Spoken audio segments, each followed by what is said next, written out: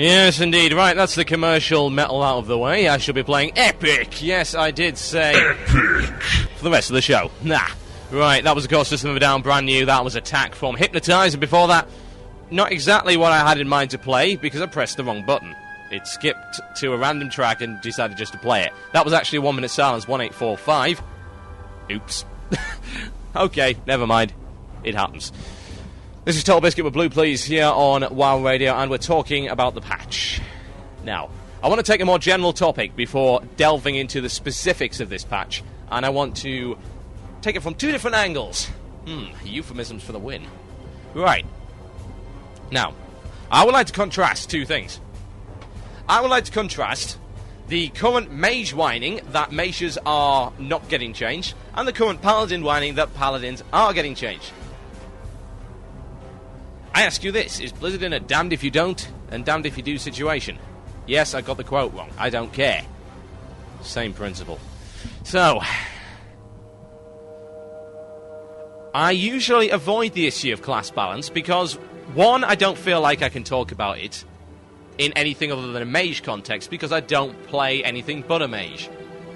I've got some alts, but I know virtually nothing about them other than the basics. I'm not going to argue level 60 PvP balance for a class that I only have as a level 16. It's not going to happen. So, what I will deal with, however, is mage balance. Now, I'm going to annoy some people here. No doubt I am. And I'll tell you this. This opinion is mine alone. If you disagree with it, that is your own problem. I have absolutely no qualms with telling you that I think that mages are absolutely fine. I shall explain why. The thread I wanted to link has unfortunately vanished, I assume because it was full of bollocks. However, I will reprise what I can remember of it. Now, someone posted on the general forums a big thread about how mages suck in every possible way. Basically, this guy hates his class. He really does. He hates it with a passion. He can't seem to find a single good word to say about it. The gist of it was, he said that mages are broken in PvE, mages are broken in raiding, and mages are broken in PvP. So, the three biggest elements of the game, mages apparently can't do jack in. Okay. Well, I disagree. I've got level 60 mage. My level 60 mage is my main. I've got 45 days played on the EU servers. It's not all that much, I'm sure some of you have got twice that, but I think I know my class reasonably well. Let me deal with these points one at a time. Point. Mages are broken in PvE. Lies. Blatant, barefaced lies. If a mage is broken in PvE, then explain to me how I can solo a 61 elite without it even touching me. If mages are broken in PvE, then explain to me how I can maintain a DPS of over 500 against the target.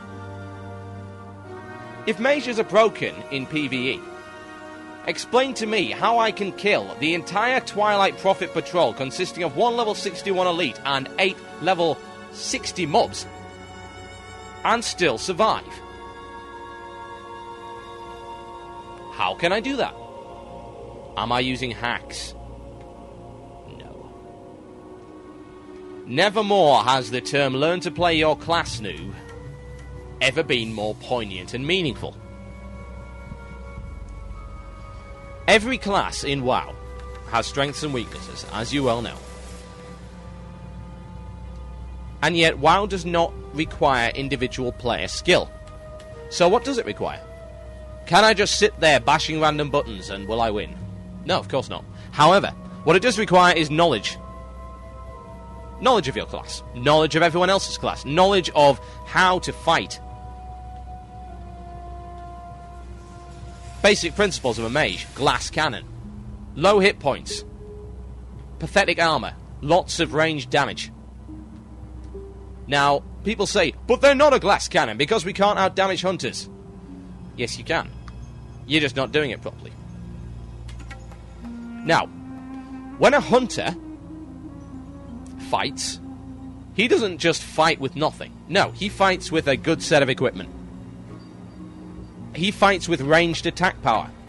He fights with agility to give him crit chance. And he fights with a marksmanship build, for instance. Any build that he feels will benefit him most in doing damage over a distance. A mage is exactly the same. If you decide to kit up in eagle gear and you complain about not doing enough damage, then there's something wrong there. What would a hunter do with a rubbish bow and no ranged attack power? Nothing. He'd suck. What do we do with no plus spell power? Nothing. We suck. Oh, really? A little parallel there. Now, I'm not going to say that a mage class is perfect. What I will say is that if you want to do damage, then maybe you should start investing in plus damage gear. It's a crazy concept, I know. Damage equals damage. Wow, a formula for all the ages. No, it's really quite simple. If you want to do damage, that's the kind of equipment you've got to go for. Now, whether or not Blizzard is wrong in saying that you've got to do that is questionable. However, the point of the matter was that they're useless in PvE, and they can't do the damage. Wrong. What about raiding? Now, those of you who've raided Molten Core will be well aware that half of a mage's job in Molten Core is to decurse. We have to do a lot of decursing. Some fights we will only spend decursing. Lucifron, for instance, is mostly decursing. Gehennis is mostly decursing. Shazra is mostly decursing. And half of Major Domo is sheeping things. However, in Molten Core, my mage was in the top 5 damage dealers, despite the fact that half the time I was hammering the remove curse button. How did I do that? It's easy. My mage is damage spec'd. It does damage. It's that simple. How can they suck in raiding if they can do so much damage? People say, well, a hunter out-damages them. Of course a hunter out-damages them. A hunter doesn't have to decurse. A hunter can sit there plugging away happily. The reason rogues and hunters end up at the top of damage meters is because that's all they do. They are primary damage dealers. They have no other real function. That's what they do. You don't need a rogue for anything other than lots and lots of damage in MC. Rogues don't have to decurse. Rogues don't have to banish. Rogues do not have to heal. That's why they're up there. You will notice in many instances that mages will top the damage. Why? Because they're actually doing damage all the time. It might seem obvious, but some people seem to miss this point. They look at the damage meter on their mage and they say, hey, I suck. My class sucks because I'm not top of the list. You're not top of the list because you're not only doing damage. Are you unhappy in your role? Is this a problem for you, that you don't just sit there hammering the frostbolt button all the time? That you have to decurse? That in some instances you even have to polymorph. A scary thought. That, unfortunately, is just the way it is. I've got no problem with that. It makes my role a little bit more interesting. I don't just have to sit there hammering the frostbolt button, because sometimes I get to decurse as well. Brilliant. PvP. This is where most people get riled. They say, Zomg, I can't beat this class. My class sucks. No. You suck. Why do I say that? Examine what the mage has at its disposal. A mage has an unparalleled number of crowd control, slowing, snaring abilities, and escape tactics. It has chill effects on several spells. It has the chill and slow effect associated with ice armor. It has Frost Nova. It has Cone of Cold. It has Blink. It has Mana Shield. If you're the right spec, you can have Ice Block and Ice Barrier as well. That's quite a lot of defensive abilities. I'm sure Warlocks would kill for that many. Wow, Howl of Terror. Death Coil. That must help. Now, that is one element of a mage, and the second element of a mage is the ability to deal a lot of damage over a distance. People say, oh, but a hunter can do this on an aim shot. I can do that on a fireball, and that's a standard attack. I could do that on a frostbolt. Wow, 1.8k aim shot crit. Oh, my frostbolt does that. Not only that, but with my spec I can increase my critical chance damage if I'm attacking a frozen target. Yeah, I'm frost spec'd, but I've also played fire. I've also played arcane and every major hybrid build in the game. And I can say that there's nothing wrong with the class. Specific arguments. The mage doesn't do enough damage. Wrong. It obviously does. It deals it out at a horrific rate, no matter what spec you are. Frost spec is probably the lowest damage output. On the line with arcane. But when it crits, it's nasty. With plus damage, it works very well. So you take your spec, and you customize your character. Your character is based on gear. If you have the wrong gear for your spec, you are gonna suck. I remember I was spec'd pure arcane at one point. And I went the mana whoring approach. I had 8.2k mana. What good did it do me in PvP? Absolutely nothing. It was rubbish. Of course it was rubbish. It was an instancing spec. I knew that. It's obvious. I didn't expect my spec to pwn in PvP. It didn't. And that's simply what happened. It's all about common sense. The only valid argument I could find in this guy's post, and I'm sorry I can't show you this post because it appears to have vanished. But he said, oh, resistances are a problem for fire mages and so forth. Yeah, they are, but it's getting sorted out. Blizzard have already said this. There's no point in whining about it. As a mage, you are gear dependent. And people complain. They say, oh, why should we be more gear dependent than a warrior? You aren't. Have you tried fighting a naked warrior? It's easy. They can't do anything. Whereas if you fight a naked mage, they can do something. And heck, against a warrior, I'd probably win. It's this simple, folks, and the point I'm trying to make is this. Don't mess with a class if you don't need to.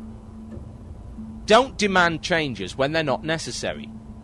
Learn to play your class, and rewards will come your way. I'm a mage, and I don't whine. I like my class, and I don't want it to be changed.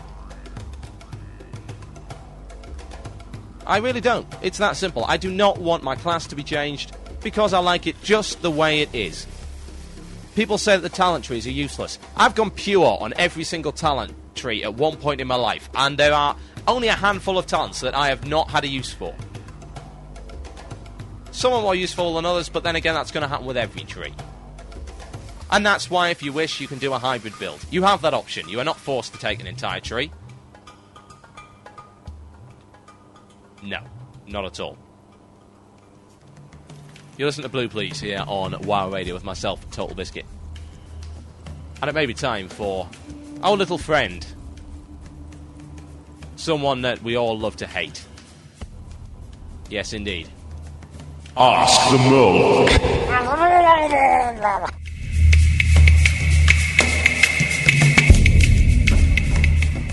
Ask the Murloc. Dear Murloc, how do you save the game?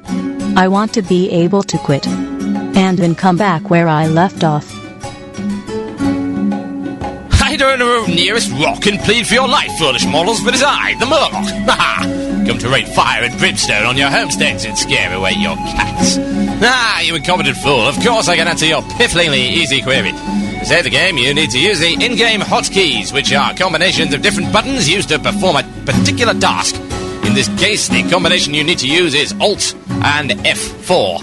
This will instantly save your game. You can also restart the game in an easier mode by pressing the power button on your computer 3 times and then kicking it repeatedly until the gold falls out. This should solve all your problems. Ask the Murloc. Dear Murloc, I am a pretty low-level char and I was wondering how do you get to the Alliance place from the hordes? I've heard something about a boat. Will you help me, please? Yes, I know what it is you seek. As a level 12 Horde player, it is obligatory that you make a trip to Stormwind, which is a small Alliance village to the east of the Undercity. You'll have to travel through the Plague Lands, but don't worry, they're nowhere near as bad as they sound. You should visit Light Hope's Chapel along the way, which really is as beautiful as it sounds, with lots of friendly people willing to help you on your quest.